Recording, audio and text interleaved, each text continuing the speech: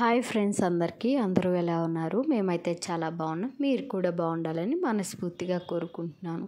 ఈరోజు నేను చూపించబోయే రెసిపీ వచ్చేసి కొత్తిమీర పచ్చడి. ఇది చాలా సింపుల్గా అయిపోతుంది, చాలా హెల్దీ కూడా.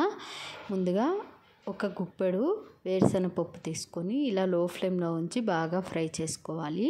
ఇలా లో ఫ్లేమ్లో ఉంచి ఫ్రై చేయటం వల్ల పప్పు లోపల దాకా వేగి మనకి చాలా బాగుంటుంది. టేస్ట్ పచ్చి వాసన లేకుండా ఉంటుంది వేరుశనగ పప్పులో. ఇవి వేయించుకొని ఒక ప్లేట్లో వేసుకొని చల్లార్చుకుందాం. దీనిలోకి ఒక 2 పెద్ద సైజ్ టమాటాని ఇలా కట్ చేసుకోవాలి.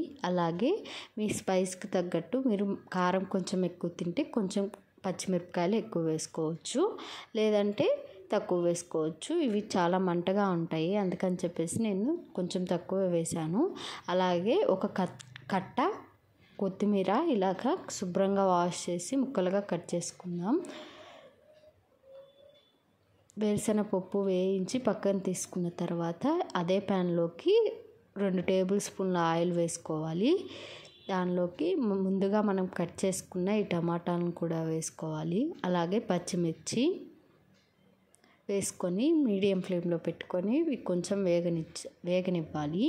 అలాగే మనం టమాటా వేసాం కదా, పులుపుకి తగ్గట్టు కొంచెం చింతపండు యాడ్ చేసుకోవాలి.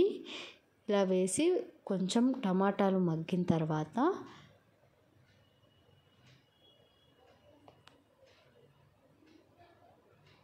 మనం కొత్తిమీరని యాడ్ చేసుకోవాలి. ఇది చిన్నపిల్లలకు కూడా పెట్టవచ్చు, చాలా మంచిది కొత్తిమీర పచ్చడి. వాళ్ళకి కడుపులో నుళ్ళు పురుగులు ఉన్నా, ఎలికపాములు అంటారు కదా, అవి ఉన్నా పోతాయి అన్నమాట. చాలా హెల్దీ, పెద్దవాళ్ళకు కూడా చాలా మంచిది, అరుగుదలకి చాలా మంచిది అన్నమాట కొత్తిమీర. మీరు కూడా ఒకసారి ట్రై చేయండి, చాలా బాగుంటుంది. దోశల్లో కానీ ఇడ్లీలో కానీ చాలా బాగుంటుంది. ఎండుమిరపకాయలు కూడా వేస్ట్ చేసుకోవచ్చు. ఎండుమిరపకాయలు వేస్ట్ చేసేదైతే ఒక నెల పాటు స్టాక్ ఉంటుందన్నమాట, నిలవ పచ్చడి టైప్లో.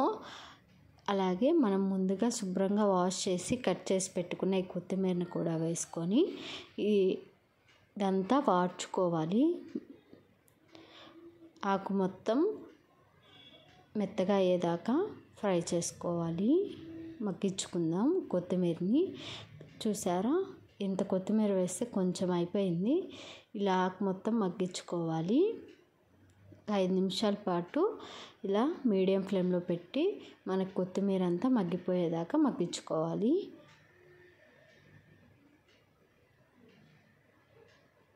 ఇలా మగ్గించుకొని స్టవ్ ఆఫ్ చేసి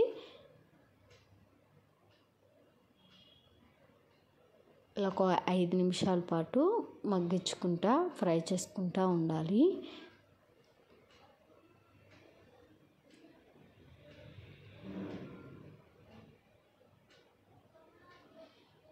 చాలా టేస్ట్గా ఉంటుంది, అలాగే చాలా సింపుల్గా అయిపోతుంది.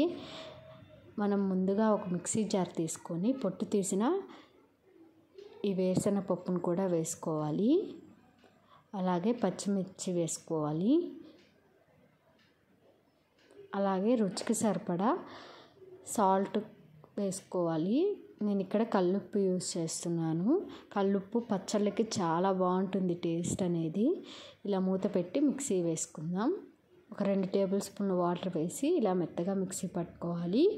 అలాగే మనం ముందుగా వాడ్చి పెట్టుకున్న టమాటాని, కొత్తిమీరని వేసుకోవాలి. అలాగే ఒక 5 వెల్లుల్లిపాయ వేసుకొని దీన్ని కూడా మనం కచ్చాబచ్చాగా మిక్సీ పట్టాలి. మెత్తగా మిక్సీ పడితే టేస్ట్ బాగోదు. ఇలా కోర్స్గా గ్రైండ్ చేసుకోవాలి. చూసారా, ఈ విధంగా వేసుకోవాలి. మెత్తగా వేసుకుంటే టేస్ట్ అనేది అంత బాగోదు, కొంచెం కచ్చాబచ్చాగా వేసుకుంటేనే చాలా బాగుంటుంది టేస్ట్ అనేది. ఇలా వేసుకొని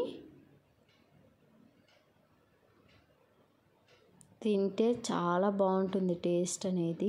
నెయ్యి వేసుకొని తింటే చాలా బాగుంటుంది. అలాగే నా ఛానల్ లైక్ చేయండి, షేర్ చేయండి, సబ్స్క్రైబ్